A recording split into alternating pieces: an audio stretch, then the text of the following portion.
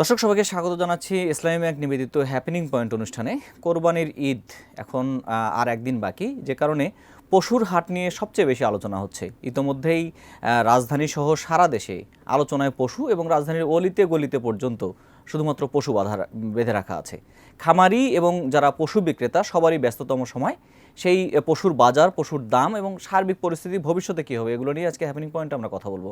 আমরা হ্যাপেনিং পয়েন্টে আজকে অতিথি হিসেবে পেয়েছি কাইয়ুম এগ্রোর ব্যবস্থাপনা পরিচালক জনাব মোহাম্মদ আব্দুল কাইয়ুম। তিনি একজন খামারি এবং বাংলাদেশের মহিষ যে খামারে পালন করা যায় তার একজন অন্যতম প্রধান উদ্যোক্তা তিনি, অর্থাৎ বলা যায় শুরুটা তিনি করেছেন। সেই আব্দুল কাইয়ুম ভাই আমাদের সঙ্গে আছেন, আমরা তার সাথে কথা বলবো।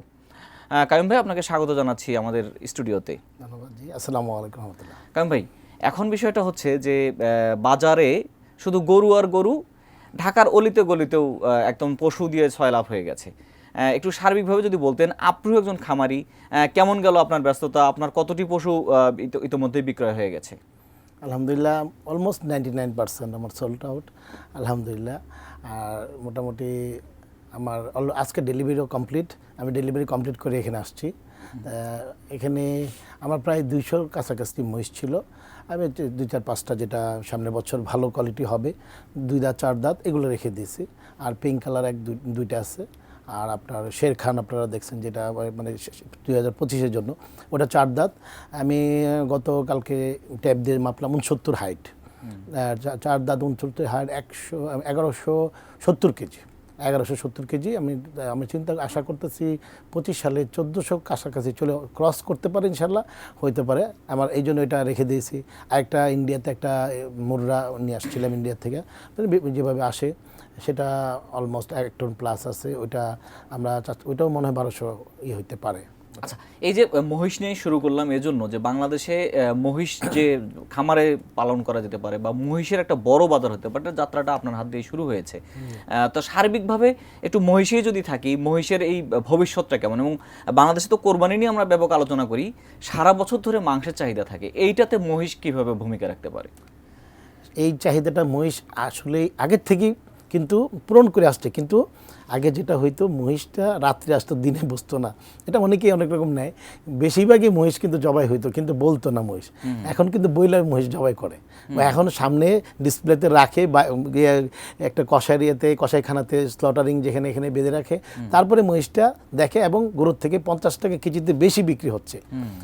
এটা এত যে এখন সবাই খুঁজে ভাই মহিষ কোথায় পাওয়া যাবে, মহিষের দুধ কোথায় পাওয়া যাবে। আমার প্রচুর ফোন আসে মহিষের দুধের জন্য। মহিষের দুধের গুণগত মান এবং মহিষের মাংস দুইটাই বেস্ট। আমি কিন্তু আমার খামারে একটা স্লোগান দিয়েছি যে মহিষের মাংস কেন খাবেন, ব্যানারে আমি 2টা জিনিসই দেখাইছি, কোনটাতে কী প্রকার ফ্যাট, তারপরে আদার্স যে জিনিস আছে, আয়রন বলেন, কোলেস্টেরল বলেন, এবং চর্বিয়া যেটা অ্যালার্জি, মহিষের মধ্যে অ্যালার্জি নাই।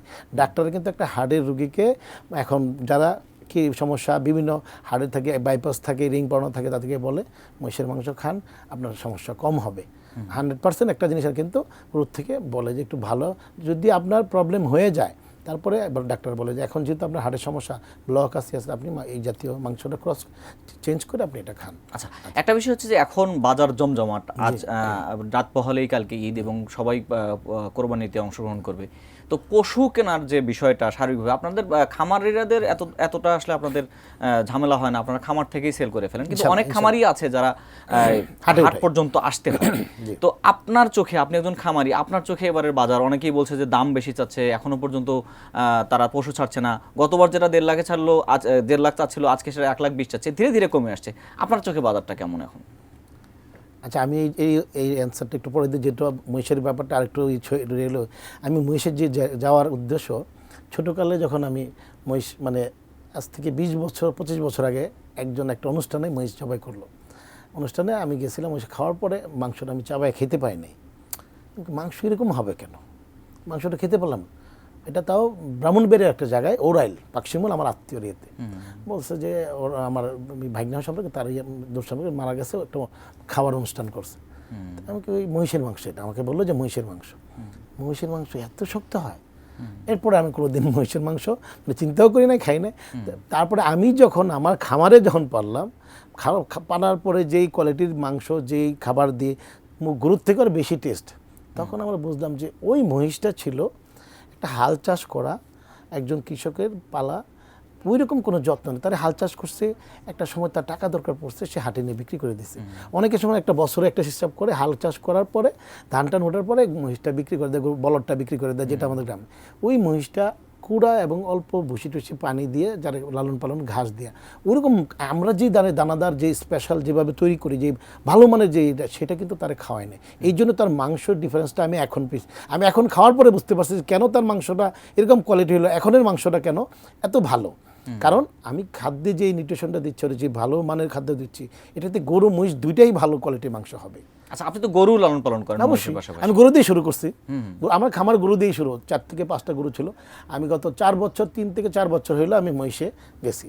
কারণ আমি যেটা পেলাম যে মহিষে গরুর থেকে গ্রোথ ভালো, রোগ বালাই কম। মানে একটা মহিষ আমি যেটা দিলাম অবাক, আমার গত বছর আমার একটা ফায়ারের একটা হয়েছিল, আমার এখানে আগুন লাগছিল একটু, অল্প একটু কিছু মহিষ হয়েছিল। ওর বাচ্চা পেটে ছিল একটা মহিষের গাভীটার।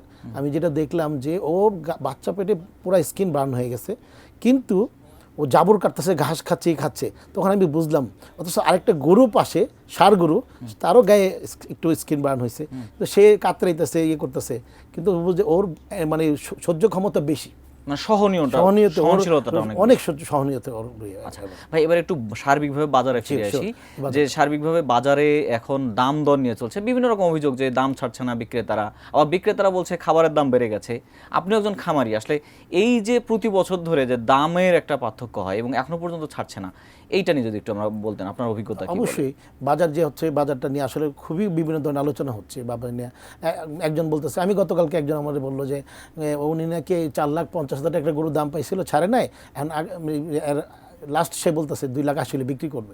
এটা কারণটা আমি বুঝলাম, মানে অবাক হয়ে গেলাম যে 4,50,000 যে দাম পাইলো সে বিক্রি করলো না। এখন এই জিনিসটা আছে, সবাই এই জিনিসটা যে একটু মানুষের একটা আকাঙ্ক্ষা থাকে আমি আরেকটু বেশি বিক্রি করতে পারি, কিন্তু যখন আপনি একটা ন্যায্য মূল্য পান, আপনি যখন একটা দাম পান, আমি মনে করি সবার জন্যই, খামারি বা প্রান্তিক যারা সারা বাংলাদেশের সবার জন্যই, আপনারা যখন একটা দাম পাবেন, আপনার লাভ হচ্ছে, ছেড়ে দেন। আপনি যদি মনে করেন যে বেশি চাবেন, এটা তো হইতে পারে, নাও হইতে পারে, আপনি তো রিক্সে পড়ে গেলেন। এখন যেই লোকটা 4,50,000 দিয়ে গরুটা, তার একজন কাস্টমার বইলে গেছে, সে সেল করে নাই, কিন্তু সে লাস্টে 2,80,000 বলতেছে এখন, তাহলে তার লস হলো কত? 2,80,000 তার কাছে নিচ্ছে না। আজকে রাত্রে যদি এই গরুগুলো সেল না হয়, সে কি করবে? সে 2 লাখে চাইতে পারে, আরো কম চলে আসতে পারে। এটা তার জন্য কি তাহলে ভুল হইলো না জিনিসটা? অনেকটাই যে লোভে পড়া, এটাই প্রবণতা এটাই হচ্ছে। আমি সাপোজ আমি একটা জিনিস বলি যে বিভিন্ন অস্টাল গরু, ফিজিয়ান গরু, অনেক গরু অনেকে পালে 1 লাখ 1.5 লাখ টাকা একটা বাচ্চা ক্রয় করে, অনেকে গড়ের ব্যাটের মানে যেটা গাভীর বাচ্চা, সেটাও অনেক সময় সেল করে। মানে এই জিনিসটাকে 3 বছর লালন পালন করার পরে সে 8 লাখ 10 লাখ টাকা আস্কিং করতেছে, 6 লাখ 5 লাখ বিভিন্ন রেট হয়, এটা আমরা জানি, শুনিও এরকম রেট পায়, তারা বিক্রি করে না, ঢাকায় নিয়ে আসে, ভালো কথা। ঢাকায় আনার পরে দাম, ঢাকায়ও 5 লাখ 7 লাখ টাকা দাম পায়, সে তার আস্কিংটা, তার চাওয়াটা 10 লাখ। আপনি যে আপনার ঘরের যে বাচ্চাটা আপনি করলেন, লালন পালন করলেন 3 বছর, আপনার কত টাকা খরচ হতে পারবে? সর্বোচ্চ 3 বছরে 3 লাখ টাকা খরচ হলো, আপনি 5 লাখ টাকা পেলে, 6 লাখ টাকা পাওয়ার পরে আপনি কেন সেল করলেন না? এটা কি আপনার ভুল হইল না? এই ভুলের কারণে আজকে এই অবস্থা হচ্ছে।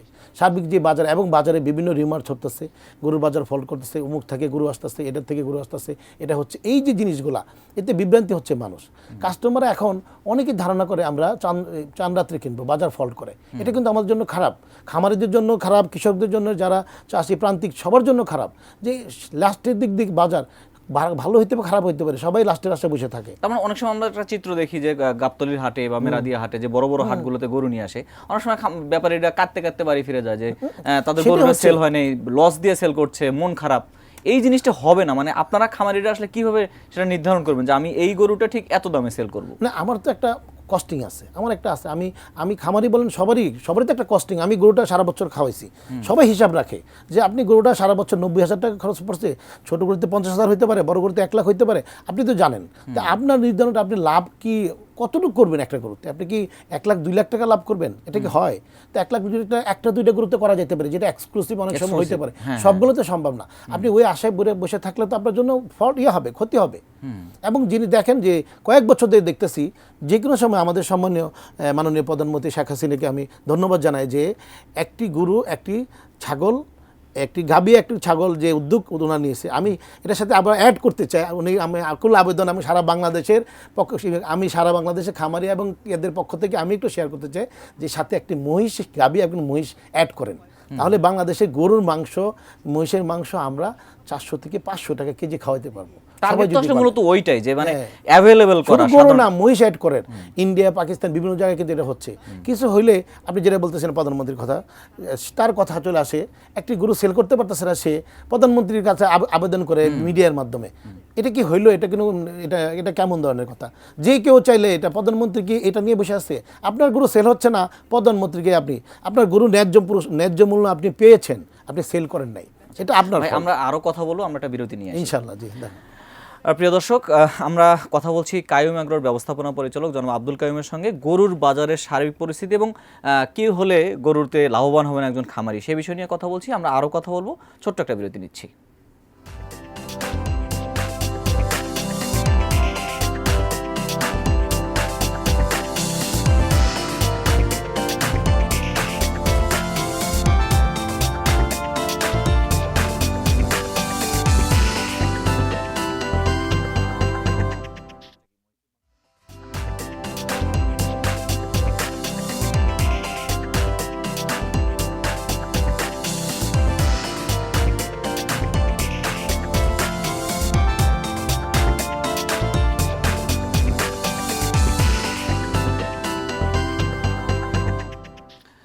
দর্শক, বিরতির পর আরও একবার আপনাদেরকে স্বাগত জানাচ্ছি হ্যাপেনিং পয়েন্ট অনুষ্ঠানে। আমরা কথা বলছি কাইয়ুম এগ্রোর ব্যবস্থাপনা পরিচালক জনাব আব্দুল কাইয়ুমের সঙ্গে।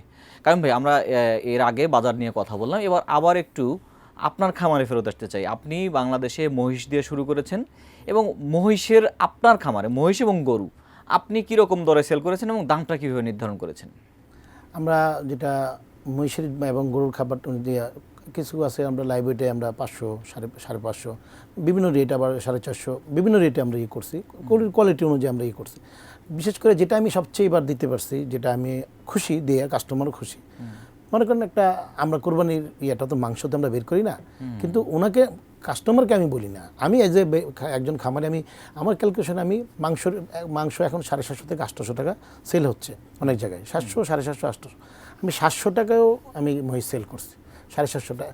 আমি সাপোজ সেল না, তাকে পোষায় দিচ্ছি, সে এই রেটে পাচ্ছে, মানে আমি যে রেটটা দিচ্ছি 420, 30 টাকা বিভিন্ন রেটে লাইভ ওয়েটে সর্বনিম্ন এই বছর আমি এই রেটে দিচ্ছি, এবং আশা করি আমার মনে হয় না ঢাকায় কেউ দিচ্ছে এরকম, অন্যরা আমি জানি না, আমি সর্বনিম্ন রেটে এবার সেল করার চেষ্টা করছি এবং কাস্টমার নিয়ে খুশি, তারে পৌঁছায় দিচ্ছি।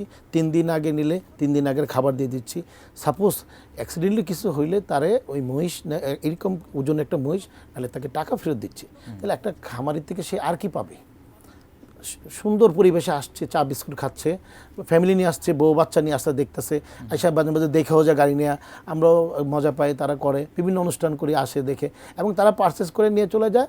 আমরা তার যেই ডেটে 1 ঘন্টা 2 ঘন্টা আগ পিস হয় আমরা ডেলিভারি দিচ্ছি, ডেলিভারি ফ্রি, ঢাকা এবং ঢাকার আশেপাশে আমার ডেলিভারি ফ্রি।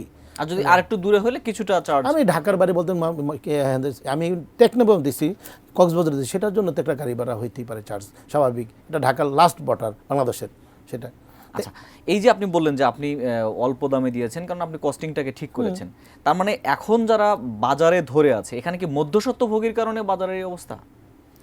এটা হইতে পারে, আসলে এটা বলা যায় না। এখানে যে ব্যাপারটা আমি যেটা বলি যে নিউট্রিশন আমি যেটা অনেকে বিভিন্ন জিনিস খাওয়ায়, মানে খাদ্যের ব্যাপারটা অনেকে, আমি যে খাবারটা দিই, আমি খাবারের কোয়ান্টিটি যে খুব বেশি দিই তা না, কিন্তু খাবার রেশিওটা যে মিক্সিং যেটা করি এটাতে নিউট্রিশনটা এমনভাবেই করি যাতে ওর গ্রোথ ভালো হয়। আমি আমার মহিষগুলো আপনি যে দেখছেন এত হৃষ্টপুষ্ট কেন হয়, আমি এমন কিছু ইউজ করি যেটা তার জন্য মানে ন্যাচারাল, যেটা প্রাকৃতিক গম ভুসি, এই জন্য আমি যেটা দিই কর্ন, যেটা ভুট্টা ঘাস, যেটা মানে আমাদের এলাকায় এটা পাওয়া যায়, মানে কেজি হিসেবে দিয়ে যায়, এই ভুট্টা ঘাসটা আমি সবচেয়ে বেশি ইউজ করি। আমি অন্য নেপিয়ার টিপিয়ার বা পাঞ্চন অন্য ঘাস আমি করি, এই ঘাসটা দুধের জন্য ভালো এবং সারের জন্য মহিষের জন্য বেটার। আমি খরচটা এই দিকে আমি করি যে হলে আমার পার্সেস আমি মনে করেন 50টা 60টা মহিষ কিনি, সেটা একটা আমি যখন 50টা কিনতে যাবো তার জন্য একটু কস্টিংটা হবে। আর আমি যদি খাদ্যের যে ব্যাপারটা যদি করতে গেলে অবশ্যই খাদ্যে একটু আমি ভালো মানের খাদ্য দিই, কিন্তু কোয়ান্টিটি কম দিই, এটা আমার। আর বিশেষ করে খাদ্যের যে ব্যাপারটা, আমি আসলে আমাদের এখানে খাদ্যের প্রতি বছর নিয়মিত খাদ্যের দাম বাড়তেছে। এটা কিন্তু একটা এটা খামারিদের জন্য খুব খুবই উদ্বেগের। সবার জন্যই, মানে প্রান্তিকরাও তো সবাই। আমি যখন এক ট্রাক খাবার আনবো সে আমাকে একটা রেট ধরবে, আর যখন একটা প্রান্তিক এক বস্তা খাবার নেবে তার বস্তাতে 200 টাকা বেশি হবে। প্রান্তিক কিন্তু এদিক দিয়ে লস হচ্ছে তার, কারণ সে তো এক ট্রাক খাবার নেবে না, তার গরুই 2টা 5টা, সেইখানে লস খাচ্ছে। প্লাস আমি এটা সরকারের নিয়ন্ত্রণ করা অবশ্যই, আমি আকুল আবেদন করব আপনাদের চ্যানেলের মাধ্যমে যে এটা নিয়ন্ত্রণ করেন আমাদেরকে, এবং না হলে কিন্তু খামারিরা কৃষকরা অনেকে হয়ে যাবে, ধ্বংস হয়ে যাবে। ডে বাই ডে অনেক খামার কিন্তু বন্ধ হয়ে যাচ্ছে। এটা আমরা এত সুন্দর করে করতেছি, যে পরিবেশে দিচ্ছি, মানুষ কিন্তু স্বাচ্ছন্দ্য বোধ করছে, এবং ভালো মাংসের কোয়ালিটি, সব কোয়ালিটি মানুষ কিন্তু, আমাদেরকে যাতে সরকার সাপোর্ট দেয়, নাহলে কিন্তু আমরা ধ্বংস হয়ে যাবো। ডিজিটাল খামার হচ্ছে, স্মার্ট খামার হচ্ছে, কিন্তু এটাকে টিকে রাখতে হবে, এটা সরকার আমাদের পিছিয়ে থাকতে হবে। আপনারা খামারিরা হয়তো দেশের একটা বড় সংখ্যক অংশ পূরণ করবেন, কিন্তু সবচেয়ে বেশি অংশ পূরণ করবে তো আসলে প্রান্তিক খামারিরা। অবশ্যই প্রান্তিক। তো এখানে ভর্তুকি দেয়া, খাবারে ভর্তুকি দেয়া, যাতে আপনারা একটু সুবিধা পান, এরকম করার যেতে পারে কিনা? আমি তো আমাদের সুবিধার থেকে আমি আশা করি প্রান্তিকদের সুবিধা বেশি দেন, এটা নিয়ন্ত্রণ করেন তাদের জন্য, লাগলে খামারিদের জন্য। আমি সেটা বলি, প্রান্তিকদের ওরা বাঁচলে আমরাও বাঁচবো। অনেক সময় প্রান্তিকটা একটা গরু পাইলে আমাদের কাছে সেল করে, এরকম। সে যদি লাভ না পায় তাহলে আমি তার কাছ থেকে কীভাবে নিব? আমি মনে করি যে এটা এমনভাবে নিয়ন্ত্রণ করা উচিত যাতে সুবিধাটা প্রান্তিকটা বেশি পায়, আমাদেরকেও দেন, কিন্তু প্রান্তিকটা যাতে বেশি পায়। আমার দরকার ভাই, ওনারা বাঁচলে, ওটা গাছ বাঁচলে আমি ফল খেতে পারবো। আমার থিওরিটা এটা, মানে প্রান্তিকটাই মূল আমি মনে করি। আমরা তো আছি, আমি আমার লস হয়েছে এমন না, কিন্তু আমার আল্লাহ দিছে, আমার ছিল, আমি ব্যাকআপ হয়েছে। একটা প্রান্তিক লস খেলে সে সেকেন্ড টাইম আসতে পারে না, সে হাটের এই কান্নাটা আমি দেখতে চাই না, এটা আমার কাছে খুব খারাপ লাগে। এই যে কান্নাকাটি করে, এবং অনেকে যায় যে ওই সময় তার কাছ থেকে কান্নার যে একটা, তার ন্যায্য মূল্য ছিল 5 লাখ টাকা, আমি গরুটা 3 লাখ টাকা নিয়ে আসছি, আমার কাছে এটা ভালো লাগে না। তার মানে সব খামারিদের প্রতি আপনার আহ্বান থাকবে যে আপনার কস্টিংটা কত হলো এটার দিকে মনোযোগ দেন, যে আপনার কত খরচ পড়েছে। অবশ্যই আমি বারবার একটা বলবো, প্রান্তিকদের বাঁচান, আমরা বাঁচবো। আমি যেটা আপনাদের চ্যানেলের মাধ্যমে এই জিনিসটা বলতে চাই যে মাঠ লেভেলে এটা না হলে আমরা পারবো না। একজনের শুধু আমাকে সুবিধা না, মাঠ লেভেলে সুবিধার যারা নিচের 1-2টা পালে, তারা সুবিধা পেলে আমরাও সুবিধা পাবো, এবং সব দিক দিয়ে ভালো হবে। আচ্ছা, আমরা একটু শেষের দিকে চলে আসছি, আবার একটু মহিষে ফিরে আসি। বাংলাদেশে গরু আছে, বাংলাদেশে আমরা ছাগলের স্বয়ংসম্পূর্ণ, মহিষও খুব বাড়ছে। ভবিষ্যতে আমরা অর্ধেক গরু অর্ধেক মহিষ এরকম একটা জায়গায় যাব, কি করতে হবে সেরকম করতে গেলে, এবং তাতে যেন মাংসের প্রাইসটা সারা বছর ব্যাপী কমে আসে? সেটার জন্য যেটা দেখেন, বিভিন্ন সরকারের উদ্যোগ আছে, এটাকে সরকারকে অবশ্যই আগে আসতে হবে। আর অলরেডি কিন্তু সরকার, আমি ধন্যবাদ জানাই, আমাকে কিন্তু সাভারে একটা প্রোগ্রাম হয়েছিল, বাফেলো ওয়ার্কশপ, ওয়ার্ল্ড বাফেলো, এবং ইন্ডিয়া, পাকিস্তান, নেপাল, ভুটান বিভিন্ন জায়গাতে আসছে। বাংলাদেশের নোয়াখালী, বরিশাল, ভোলা বিভিন্ন এলাকার মানুষ আসছে, আমাকে ঢাকার জন্য আমাকে সিলেক্ট করছে। এখানে প্রায় 5 দিন লাগাতার সেমিনার হয়েছে, সেটাতে মহিষটাকে নিয়ে কিন্তু গবেষণা যথেষ্ট আগাইছে। আমার কাছে ভালো লাগছে, আমি অনেক ফেসবুকে আমার ইয়েতে দিয়েছি, আমার কাছে এটা ভালো লাগছে অনেক, সরকারি উদ্যোগটা। কিন্তু সরকার উচিত, আপনি যে ছাগল দিচ্ছেন, বিভিন্নভাবে গরু দিচ্ছেন, সেটার সাথে মহিষ দেন, দুধের মহিষের দুধের গুণগত মান ভালো, এবং মাংস। অতএব আপনি এটাকে যদি ভালোভাবে হাইলাইটস করেন, মানুষকে করেন, যেভাবে দেন, একটা গরু না দিয়ে একটা মহিষ দেন, আস্তে আস্তে এটাকে গৃহপালিত গরু, এটা কথাটা অনেক দিন হয়ে গেছে, গৃহপালিত মহিষও হইতে পারে। মহিষ কিন্তু অনেকের মনে হিংস্র, তা না, মহিষ কিন্তু অনেক শান্ত, ওরা খুবই ভদ্র। ওদের দরকার, মহিষের দরকার পানি।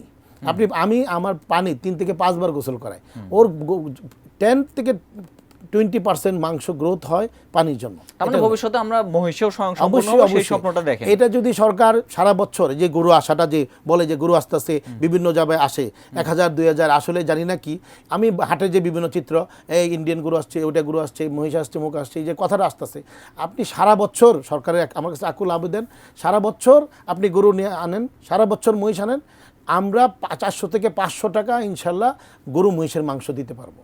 ভাই, আপনাকে অনেক ধন্যবাদ জানাচ্ছি, এবং আমি আশা করব যে আমরা প্রাণী আমিষ যে কথাটা বলছি, সেখানে মহিষ এবং আপনার হাত ধরে সেই প্রাণী আমিষের চাহিদাটা অনেকটাই পূরণ হবে।